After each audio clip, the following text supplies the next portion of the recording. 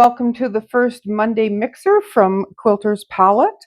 If you caught my video yesterday, you know that we're going to be doing a series of these videos on how to mix one color with white, gray, and black to get different a tint, tone, and shade. Now, for those of you who aren't familiar with Quilters Palette, we are a barn quilt painting business located in Alberta, Canada. We provide all the supplies necessary to paint a barn quilt, whether it's panels, the paint, tools, and so on. We also teach classes. We now have a team of instructors across Western Canada, and we also provide custom pieces for those who would like to have one of our barn quilt artists create a barn quilt for them. So today, what we've done is I've chosen the top 10 colors. Those are the colors that were most popular last year. And I'm just randomly picking from those 10 to do these videos. So the first one is on this nice soft green, almost of a pastel type green. And it's number 21 in our collection, which is Winchester Sage. So what we're going to do first of all is I've got some white ready to go here. So we'll mix up some white into this first one. I'm not measuring or anything. For the purposes of this, it is purely experimental, just to see how it impacts the colors. I will kind of gauge it against the other ones to see if maybe we need to add more. Because we do want to see some impact from it, right? And when you're doing, if you're doing this for a barn quilt, it's nice if you want to, you have a color that you really like, but you want to change it up a bit, whether it is to lighten it a bit like this with white. And then later on, we'll see what happens with it with the gray and the black. And I think every color is probably going to have a little bit of a different impact. I don't know that it's going to be totally predictable. Which is great because when I think I will add just a little bit more white to it. And yes, I know you might say, oh, she just stuck that green stir stick in the white. This one's nearly empty, so I'm not too fussed about sticking that in there. All right.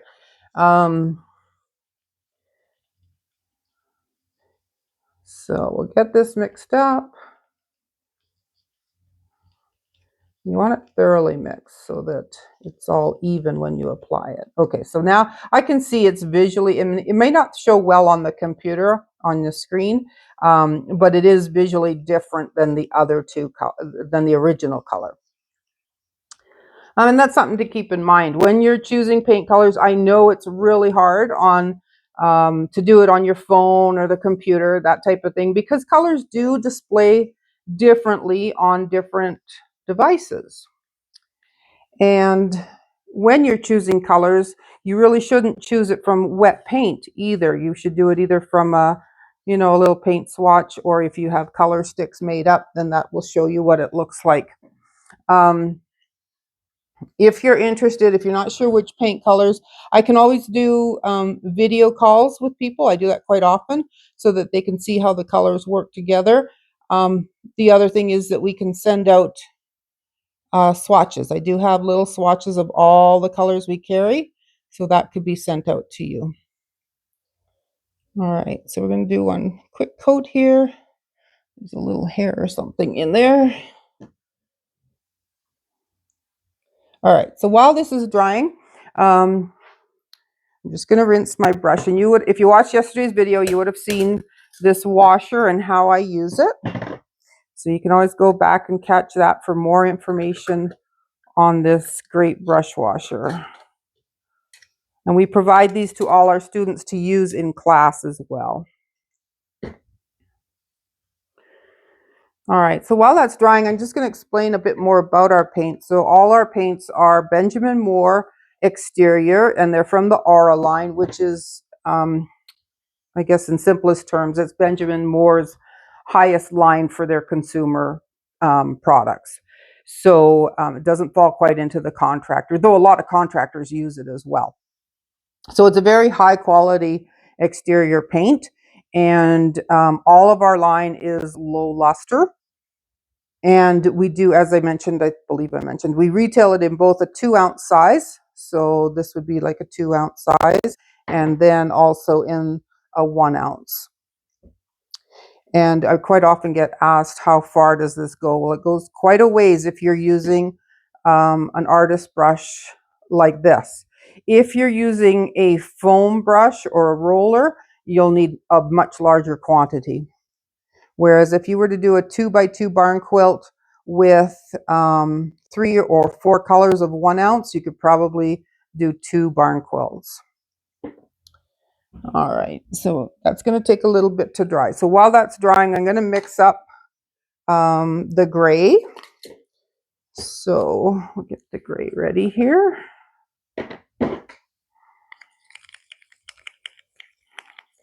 Again, the gray is nearly empty as well. So these are the paints that I use for projects, my own projects, and demonstrating in class, that sort of thing.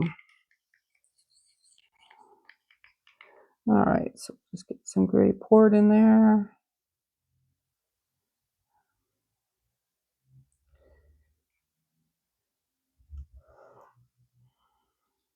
So one of the things you need to keep in mind when you're mixing paints like this, whether it's doing the tint, tone, or shade, or if you're actually taking 2 different colors and combining them, you want to make sure that you are consistent with the types of paint they are. So for example, well, it's pretty obvious, I guess, you can't mix oil paints with water-based paints, number 1. Number 2, I wouldn't mix one brand with another brand. All right, so even though they're all quality paints, so for example, Sherwin-Williams, Benjamin Moore, in the States, they have Dutch Boy. So they're all around the same, they're all of good quality, but I still wouldn't mix brands because their formulas are different. And then the other thing you need to keep in mind is the sheen. So you probably have heard that term, and it's whether a paint is shiny or not shiny. There's actually quite a few steps in that spectrum. They go all the way from flat, eggshell, low luster, semi-gloss, glossy, high gloss.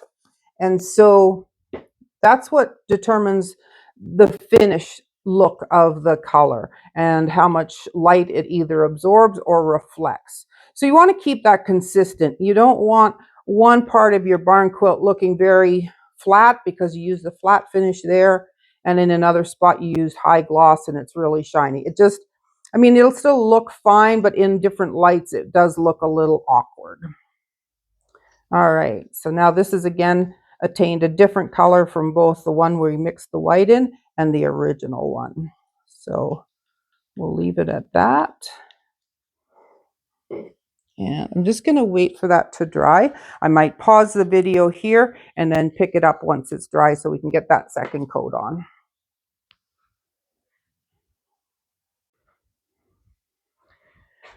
All right, so that part is dry now, so we'll get a second coat on there.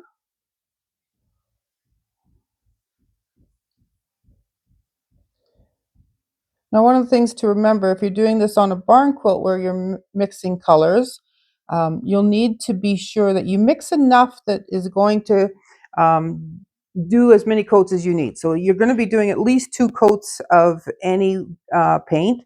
So you'll need to make sure you mix at least that much because it can be challenging to do a new mix to attain the same color, especially if you haven't measured it, which we're doing on the fly here because just a bit of creativity, right?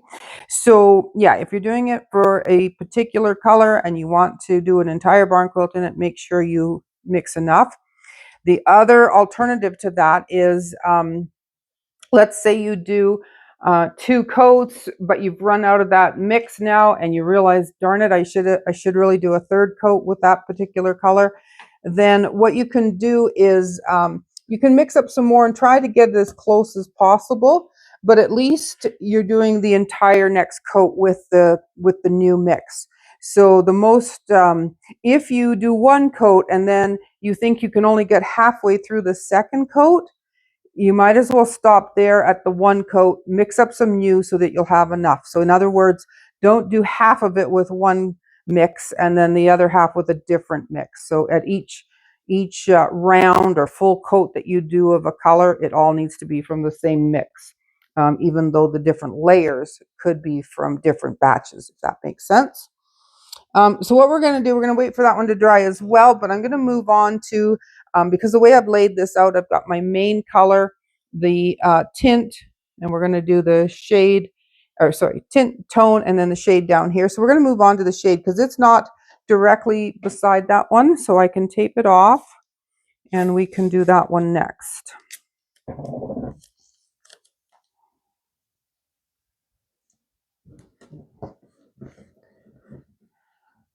So with this one, we're mixing in black to get the shade.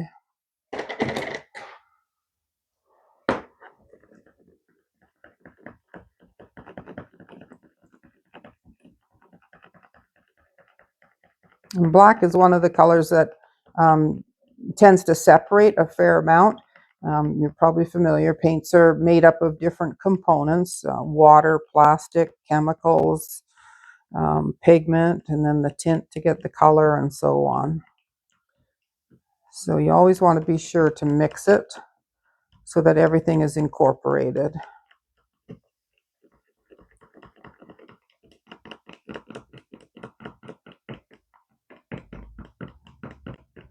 All right, so I think this, because this is such a soft pastel color, and in the actual mixes here of the white and the gray, there doesn't look to be a significant difference. I think once it dries, we'll probably see more of a difference. However, adding black to this light color, I think is going to have, so I'm going to start out very small with this. Not much, not as much as I used with the white and gray in the other two to change the color.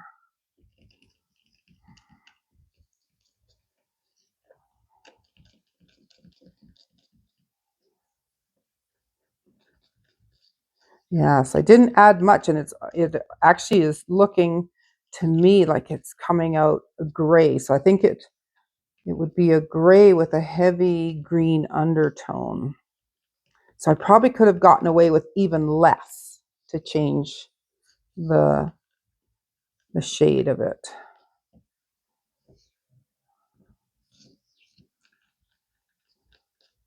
Yeah, now it's coming back to green a bit more. So that's why it's important to mix it thoroughly, just to make sure you get all the components in there.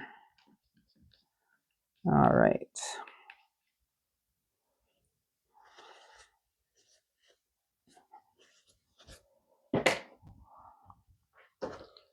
So we'll do this little section here.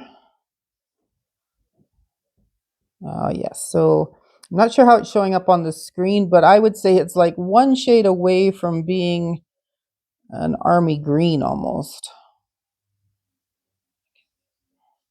Little fleck in there.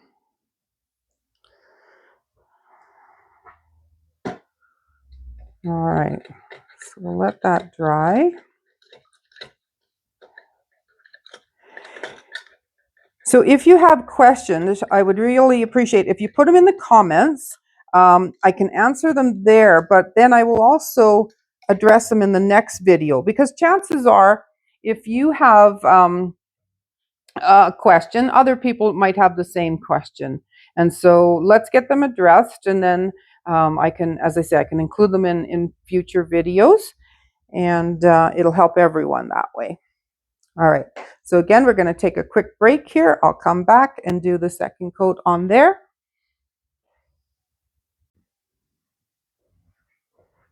Okay, so this one is now ready for its second coat.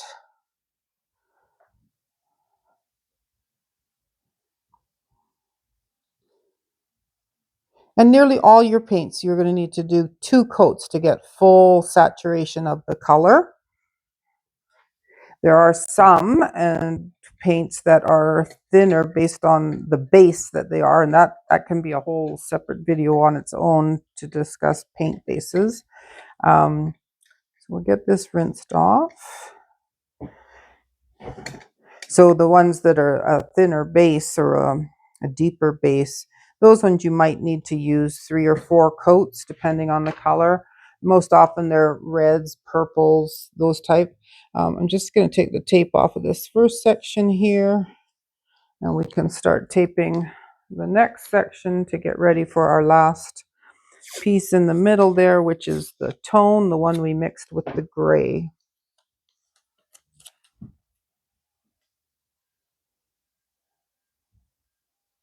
So as I mentioned, you might want to do this type of mixing if you have a color in your stock, in your stash, as they say, but it might not be quite the shade you're looking for. So these are the ways that you can change it up a bit to get it closer to what you're looking for. And this will help obviously save paint and opens up a bit more creativity for you. It does take a bit of experimenting. Now this isn't something that I will necessarily encourage in the classroom setting, okay? Simply because in the class you're generally using or learning a lot of information in a very short amount of time. And we're working on a barn quilt, and a lot of people think, oh, I want to really get my 2x2 done that day, which is possible. But in real life or in actual barn quilt painting, when I'm painting a barn quilt for a client, it will take me several days. I don't do all the colors in one day. Generally, I do a color a day and then let it dry really well overnight before I move on. And I always like to say the classroom setting is kind of like the Reader's Digest version of it. It's the Cole's Notes of doing a barn quilt. We try to share as much information with you in a very short amount of time. And so it's not really the right atmosphere or spot, I guess, to be experimenting and being creative, which this is, right? This is something that if you decide you want to go on it and paint more barn quilts, opens up a new avenue to you in terms of color. I do always suggest to my students when they're leaving at the end of the day, because sometimes people didn't quite like the color that they've chosen, and I always tell them, well, you can change it up, and I encourage them to buy a white or a black at least, and possibly a gray to help them do that, to then change it up. I can actually show you, I'm just going to slide this up here, a really good example of that in my book. So I had a customer who came to class, and this is, let's see here, let's see if I can get you the best view of that. So this is what she painted in class, and she wasn't 100% happy with it. I kind of knew that. And so her story is here in my book. But she had white, red, and actually 2 shades of red and a pink and white. So I suggested to her, why not try and mix them up a little bit and see if you can add a touch here or there. So the following week, this is what she sent me. And so she had mixed several colors and added all these additional triangles. And so really changed it up. And it looked quite lovely. And then this is hers as well that she made a few weeks after that one. So it is possible to, it's a lot easier changing up a barn quilt than it is a fabric quilt, right? There's no Jack the Ripper involved. You can just paint right over top of where you painted in a lot of cases. Sometimes you might need to put a little primer down first before you do that second, or to do a new color. I'm just going to take this tape off as well. When you take your tape off, people have different opinions on it. You can take it off when the paint is wet or dry. The paint is still wet on this one. The manufacturer, so I use Frog brand frog tape, the delicate one, which can go on freshly painted surfaces and whatnot. Oh, I guess there, sorry. Trying to show it to you, but not putting it in front of the camera. So that's the one that I use. And it's great because it has a polymer in it, and when the edge of it gets wet, it turns to a gel and creates a nice barrier so that you get less leakage. This one you can see there is actually a little bit of leak here at the edge. I must not have pressed it down well enough at the corner. No big deal because I'm going to be painting right over top of that. As I said, I tend to pull my tape when the paint is still wet. The manufacturer suggests that as well, though you can do it when it's dry. The important thing to do, though, when you are pulling your tape, doesn't matter whether it's wet or dry, is that you pull it at an angle so that you break any seal. If there was a seal between the paint and the surface, if you just pull it straight up, you could end up pulling the paint with it. So you want to pull it at an angle to break that barrier. All right, so I'm going to pause again here just for a moment for this to dry, and then we'll be able to tape that off and do the final one for you to see.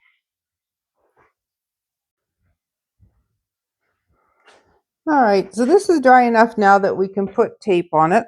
As I mentioned, this is Frog brand delicate tape, so it's meant to go onto delicate surfaces like paint, wallpaper, and freshly painted surfaces, and it won't harm them. Get that on there. And so now we're going to do the first coat of the tone. So this was the original color mixed with some gray. And just from the containers themselves, the wet paint, there doesn't look to be a heck of a lot of difference between this and the one that we mixed with the white. But I think once we get it on here, we'll be able to see more of a difference.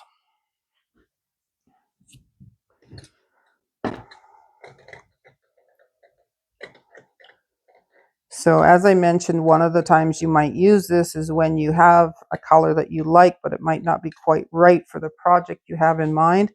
Another time might be if you purchase a pattern, because quite often patterns have a lot of different colors in them. One of the barn quilt artists that I follow that I love her stuff. I highly recommend you go check her out. I'll actually put links below for her. And that's Carole Montgomery. And she has Montgomery Designs, and she has amazing barn quilts patterns. She sells her patterns on Etsy. And it's even in her recommendations to achieve different colors within the spectrum, to use the white, gray, and black, so the tint, tone, and shade to reach those. And if you go and take a look at some of her patterns, she does this so effectively. Just off the top of my head, there's one where it's a mountain scene with a lake in front, and you can tell that she's mixed the colors appropriately to make it look like the mountain reflection in the lake is reflecting in the lake. So it's a mirror image of the mountains in the background. So she does really incredible work. Highly recommend her. I've got one of her patterns that I'm working on. I wish I had actually more time to dedicate to that sort of thing. So yeah, definitely check her out.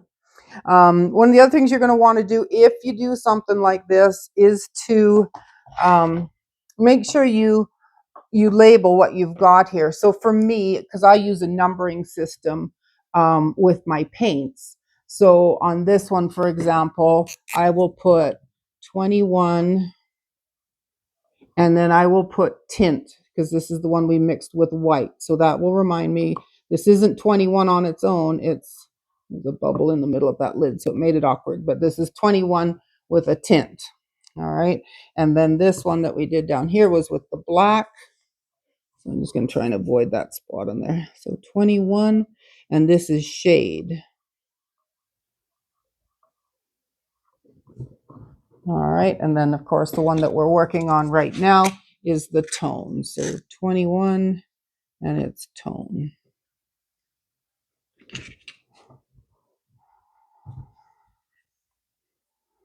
All right. And then also earlier I had mentioned that we have color swatches. So up till last year, we carried 72 colors. So this is what the swatches look like. So I'm not sure if I can get you to see good, but so there's 72 shades in here, colors. And this year we trimmed it down to 60. So I do have on the website, you'll see there's two different prices for the paints, because we do have a bunch that are on sale to clear them out. And then we'll have it down to the 60 colors. So if you're interested in purchasing paint, but you're really leery of buying it because of seeing it on your computer screen or your telephone, pop me a note or an email, and I can mail a batch of these out to you. Okay.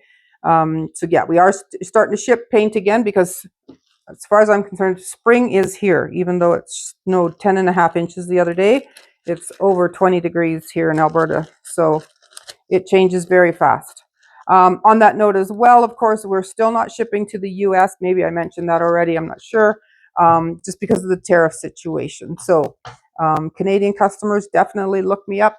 And if you're interested in the color swatches, drop me a line and I will mail this out to you. All right, so before this dries, I'm just going to make sure that so the key takeaways from this, when you're mixing paints, whether it's color to get a third color, or whether what we've done here today to tint, tone, and shade, always make sure you're mixing same to same. So same brand, same type of paint, same sheen. Those all need to be the same in order for you to be successful in this. When you start mixing different types of paints or different types of sheen, you're going to run into headaches and problems. So keep it all the same to be consistent, and that way the formula is good, it's all matching, and so on.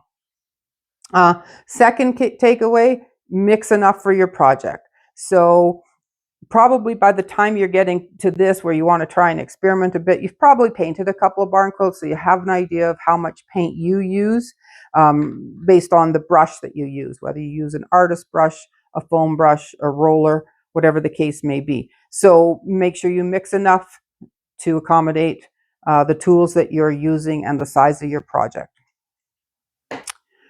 So as I mentioned at the onset, what we're going to do is 10 videos all together with the top 10 colors from last year.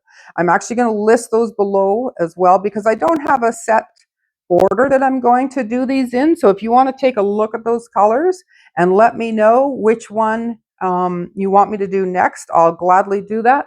Obviously, if there's a few of you all saying different colors, we'll just have to do it random. But if there's a predominant color that keeps coming up that people want to see, then we'll go with that one. All right, so this is almost dry. I am going to pause it one more time and then just come back to you to do that second coat, and then we'll peel all the tape off so you can see them all next to one another.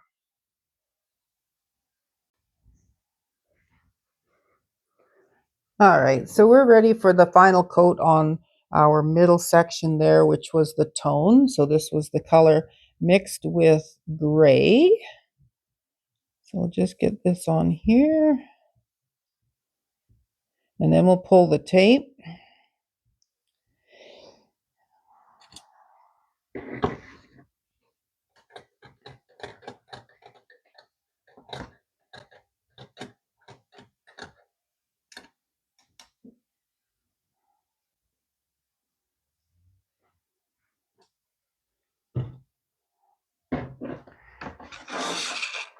All right, I'll close up this paint. Let's move those out of the way. Let's see here. So, as I mentioned earlier, you pull the tape at an angle away from where you just painted. Some people pull it towards. Either works. I just prefer away from.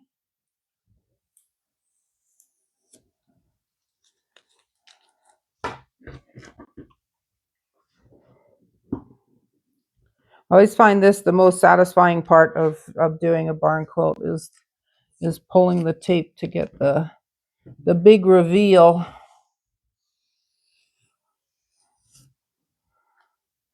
All right, so this part's not dry yet, but you're starting to see the difference here.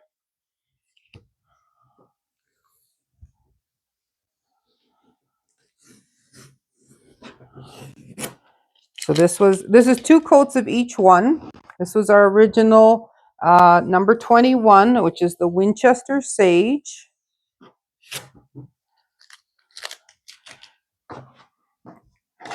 So I'm not sure you can see it. Yeah, you can see, I guess, enough difference. So this is the the tint, so it's mixed with white in this one, and then the tone with the gray, and then the final one with the black. And now I know when I was mixing this, I said I probably used too much. Well, there is no such thing as too much or too little. It depends what you're doing. I don't have anything in particular in mind for this, so we're mixing it just to see what shows up and what we can create from it, right?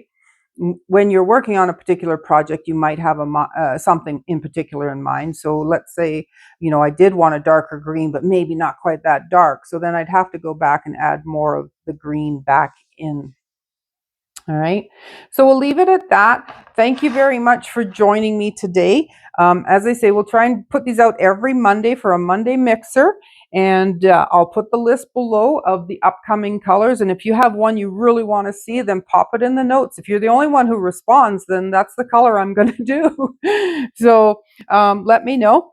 And I'll put links to Carole Montgomery's site and also to the paints on our website. As I mentioned, there are some clearance one in there for sale.